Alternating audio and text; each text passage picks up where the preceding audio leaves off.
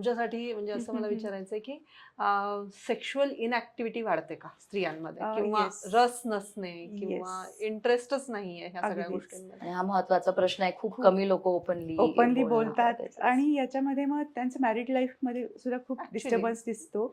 So हे होतं. हम्म. जेव्हा तुमचे इस्ट्रोजन लेवल्स कमी होत आहेत, त्यावेळेला ही अर्ज असते, सेक्शुअल अर्ज असते स्त्रियांमधली, ती कमी व्हायला लागते. सो इस्ट्रोजनचं काम काय आहे?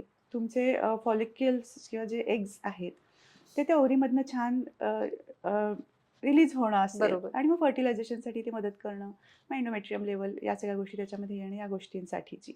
सो जेव्हा मेनोपॉझल एज येते, हे इस्ट्रोजन कमी व्हायला लागतं आणि इस्ट्रोजन फक्त याच गोष्टीसाठी नाही, हा. तुमच्या स्किनवरती आणि ओव्हरऑल तुमच्या शरीरावरती सुद्धा काम करतं. त्यामुळे बरेचदा जेव्हा मेनोपॉझल एज असते ना, स्किनसुद्धा आपली थोडीशी अर्ली एजिंगकडे जायला लागते ना, बरं. चे सिम्पटम दिसायला लागतात. शरीरामध्ये फॅट वाढलेलं असतं आणि प्लस इस्ट्रोजन कमी झाल्यामुळे शरीराची ताकदही कमी झालेली असते. तो अर्ज कमी झालेला असतो. त्यामुळं या गोष्टी दिसतातच. प्लस वजायनल ड्रायनेस येणं, बरोबर. या गोष्टी सुद्धा असतात. त्यामुळे सेक्शुअल ॲक्टिव्हिटीमध्ये खूप जास्त परिणाम स्त्रियांमध्ये दिसतो. ओके. सो तिथं योग्य काळजी घेणं फार महत्त्वाचं असतं. कारण बरेचदा इथं होतं काय, की आधीच्या काळामध्ये ज्यावेळेला हे फॉलिकल रिलीज होतं, त्या दरम्यान ती सेक्शुअल अर्ज असणं हे स्त्रीमध्ये असतंच. म्हणजे साधारण पिरियड्स आल्यानंतरचे जे काही पुढचे 12-15 दिवस असतात, त्यावेळेला सगळ्यात छान पिरियड असतो असतं. स्त्रीसाठी. अगदी. हॉर्मोन्स खूप छान पद्धतीने ते डेव्हलप झालेले असतात.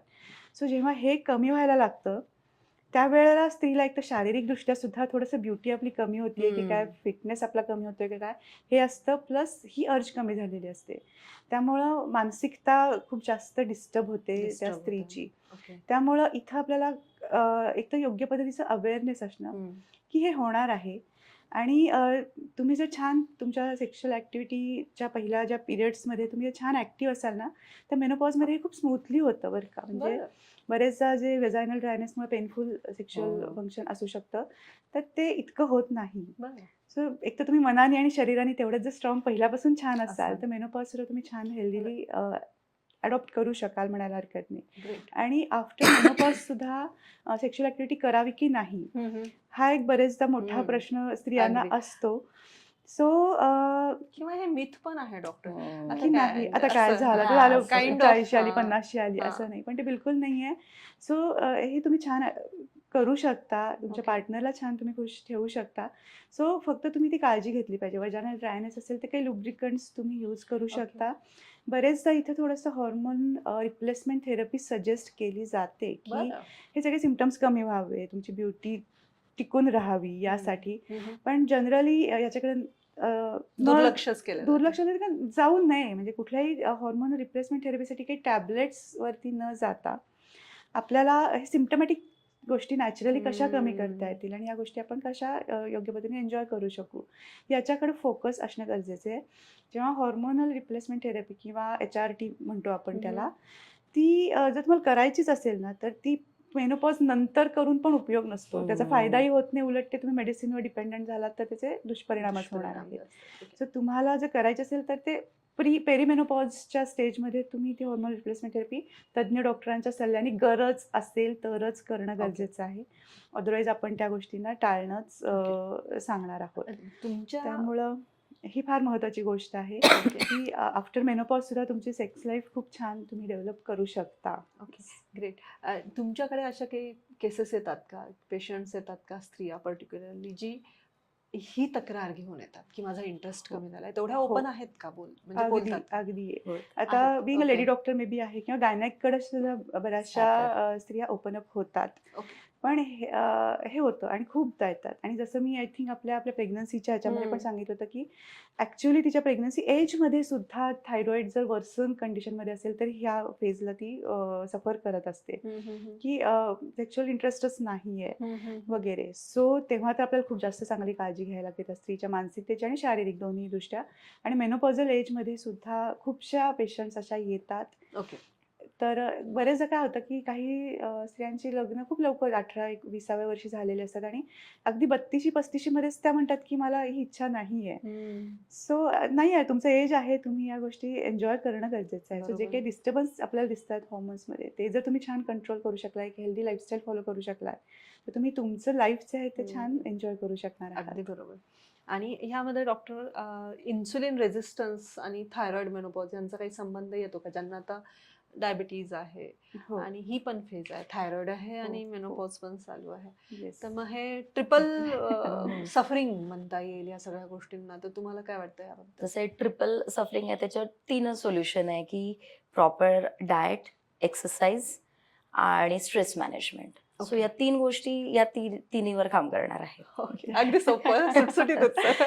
कारण जसं की तुम्ही म्हणाले हॉर्मोनल डिस्टर्बन्स आहे, परत परत तेच येते, पण खूप ते हायलाईट करण्यासारखं आहे की तुम्ही जे हॉर्मोन्स डिस्टर्ब होत आहेत, तुमचा थायरॉइड राजा हॉर्मोन जो आहे तो डिस्टर्ब आहे, इस्ट्रोजन कमी होत आहे, इन्सुलिन रेझिस्टन्स हमखास वाढणार आहे, Okay. शुगर फ्लक्च्युएशन्स होणार आहेत, पॅनक्रियाजवरती लोड येणार आहे. ओके. सो पुढे जाऊन तो टाईप 2 डायबेटीस असेल हम्म. किंवा हे सगळे हॉर्मोन्स डिस्टर्ब झाल्यामुळे हार्टवरती आलेला लोड आहे, मग ते कोलेस्ट्रॉल लेवल्स वाढलेले आहेत, पाल्पिटेशन्स होत आहे, मे बी ब्लॉकेजेस होणं किंवा हायपरटेन्शनकडे जाणं, या कंडिशन बरेचदा होऊ शकतात. ओके. तेव्हा मॅडमनी खूप छान त्रिसूत्री सांगितली, हो. ही आणि सगळ्यात बेस्ट म्हणजे मेडिसिन आहे, हा, म्हणायला हरकत अगदी नाही. अगदी बरोबर.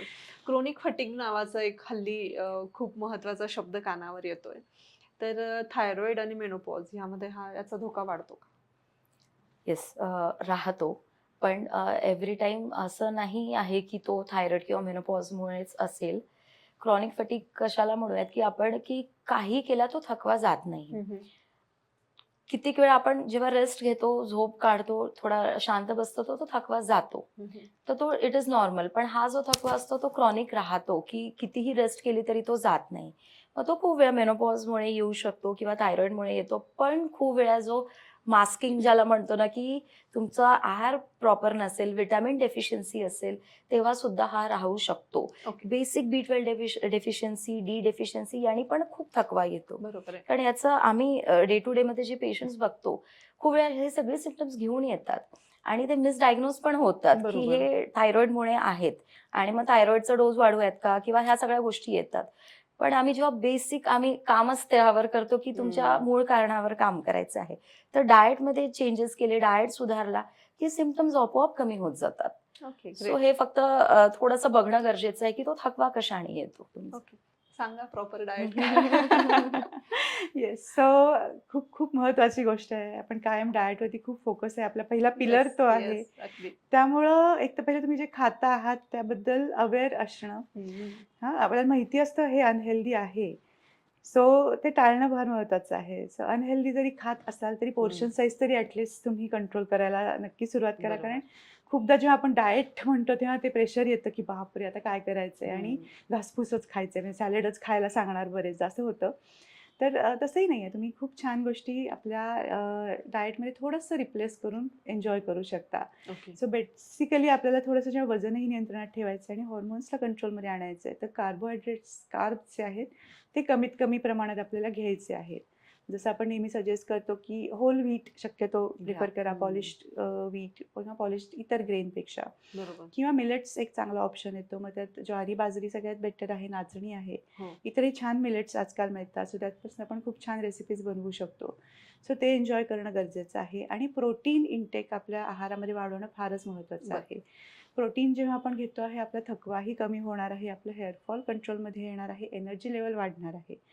पर्यायाने आपलं वजनसुद्धा नियंत्रणात राहणार आहे. बरोबर. सो मग प्रोटीन इंटेकसाठी तुम्ही स्प्राउट्स घेऊ शकता. डाळी, कडधान्य यामध्ये चांगलं प्रोटीन असतं. मखाणे एक चांगला ऑप्शन आहे, फुटाणे हो. एक चांगला ऑप्शन हो. आहे, जे तुम्हाला वेटही नियंत्रणात ठेवायला मदत करणार आहे. सो या गोष्टी तुम्ही वाढवणं आपल्या आहारामध्ये महत्त्वाचं आहे. वेगवेगळ्या फळांमधून किंवा भाज्यांमधून, पालेभाज्यांमधून हे सगळे विटॅमिन्स, मिनरल्स आपल्याला मिळणार असणार आहेत. ओके. सो त्याचं प्रमाण आपल्याला वाढवायचं आहे. ओके. प्रश्न नॉनव्हेजचा येतो, तेव्हा मी जनरली नॉनव्हेज अवॉइड करायलाच सांगते, कारण बरेच गोष्टी आपण त्याच्यावर ऑलरेडी खूप बोललेलो आहे. त्यामुळे तो सोर्स प्रोटीनचा किंवा विटॅमिन्सचा एकच नाही आहे. आपल्याला खूप छान हे विगन अगदी. सोर्सेस आपण युटिलाइज करू शकतो. जेवणाखाण्याच्या वेळा तुमच्या योग्य पद्धतीने असणं फार महत्त्वाचं आहे. आज मी 12 वाजता जेवली आहे दुपारी आणि उद्या मी 2 वाजता जेवली आहे. मग रात्रीचं जेवण माझं कधी 8 वाजता होते, कधी 12 वाजता होते. हे फ्लक्च्युएशन्स आपल्याला नको आहेत. तर हे आपल्याला खूप महत्वाचं आहे बरं का. म्हणजे Yes. किती चांगल्या गोष्टी घेतल्या पण ते चुकीच्या वेळी घेतल्या तर त्याचा उपयोगच उपयोग होणार नाही. नाहीये. इव्हन आपण डायबिटीसमध्ये पण जे हां, सांगतो की बरोबर. फळं आपण छान म्हणतो आहोत, हम्म. पण तुम्ही जेवणानंतर जर फळं खात असाल तर ते ग्लुकोज वाढणार आहे. तर फ्रुक्टोजचं ग्लुकोजमध्ये रूपांतरण होणार आहे. सो जसं बरेचदा की ते फॅट डाएट येतं, मग अशी आपण बोललो क्रॅश हो. डाएट आहे किंवा काही डाएट आहे. ते कोणीतरी करतंय, कोणीतरी सांगितलंय म्हणून बिलकुलच करायचं नाहीये. तुमच्या शरीराला जे योग्य आहे ते आपल्या योग्य तज्ञांकडून समजून घेऊन त्या पद्धतीने करणं गरजेचं आहे. नॅचरल फूडवरती जाणं फार महत्त्वाचं आहे. जेवढं तुम्ही नेचरच्या जवळ जाणार आहात, तेवढं तुम्ही लवकर रिकव्हर होणार आहात, तुम्ही फिट राहणार आहात. गुड. थायरॉइड फ्रीच्या या प्रवासामध्ये पेरीमेनोपॉज हा टप्पा महत्वाचा मानला जातो का? हो. बोला. येस, सो पेरिमेनोपॉज नक्कीच महत्त्वाचं आहे. कारण त्यावेळेला ते सिम्पटम्स दिसायला लागलेले असतात आणि आपण ना यासाठी प्रिपेअर होणं शारीरिक आणि मानसिकदृष्ट्या हे आपण यावेळेला अगदी करू शकतो. आजकाल तेवढा अवेअरनेस नक्कीच आहे. स्त्रियांना माहिती आहे की हे काहीतरी मला बदल दिसायला सुरुवात झालेली आहे. सो त्यावेळेला जर आपण आपल्या फिटनेसकडे छान लक्ष दिलं, आपण आपल्या डाएटकडे व्यवस्थित लक्ष दिलं, आपल्या मानसिकतेसाठी आपण काही मेडिटेशन्स असतील, काही प्राणायाम असेल किंवा योगासारख्या काही गोष्टी करायला सुरुवात केली, तर आपण आपला मेनोपॉज खूप स्मूथली तो अचीव्ह करू शकतो. ओके. आणि हे खूपदा होतं बरं का, म्हणजे मेनोपॉजमध्ये मला त्रास झालाच पाहिजे असं असं गरजेचं नाही. असं नाहीये. बिलकुल बिलकुल नाहीये. नाहीये. तो कधी होऊन जातो हे कळत नाही. इतक्या स्मूथली तो होतो जर क्या बात. तुम्ही फिटनेसमध्ये असाल. सो पेरिमेनोपॉज एक अशी स्टेज आहे जी तुम्हाला बदलायला एक तो चान्स असतो. स्वतःकडे लक्ष स्वतःकडे देण्यासाठी लक्ष बरोबर. देण्यासाठी. कारण मुलं chance थोडी आहे. मोठी झालेली असतात. तुम्ही करिअरमध्ये बऱ्यापैकी सेट होत असता. सो जो स्ट्रेस असतो सुरुवातीच्या काळामध्ये, तोही तुम्ही मॅनेज करायला सुरू करू शकणार असता या फेजमध्ये. Okay. सो डेफिनेटली तो वेळ प्रत्येकीने स्वतःसाठी घेणं अगदी गरजेचं आहे. ओके, आणि great. मगाशी जसं म्हटलं की प्रिकॉशन म्हणजे ही खरं तर हा हॉर्मोन रिसेट होण्यासाठी चान्स असतो बॉडीमध्ये. सो थायरॉइड आणि मेनोपॉज हे दोन्ही जरी असले तरी त्याच्यावर नक्की काम करू शकतो आणि सुरुवातीपासूनच तयारी केली तर तो तुमचा जसा अगदी. मगाशी म्हणलं की प्रवास चांगला जातो. सो अगदी, तयारी अगदी. डेफिनेटली आतापासून करावीच. ओके.